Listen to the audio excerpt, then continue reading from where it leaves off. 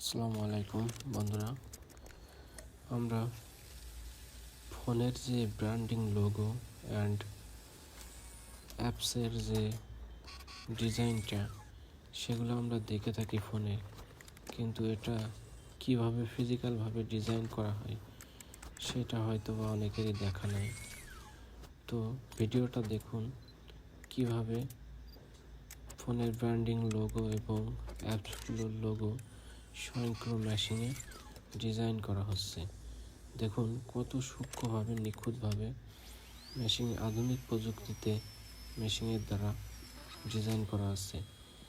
এই ডিজাইনগুলোই পরবর্তীতে যে অ্যাপসগুলো আমরা দেখতে পাই সেই অ্যাপসে সফটওয়্যারের সিস্টেমে ডিজাইন করা হয়।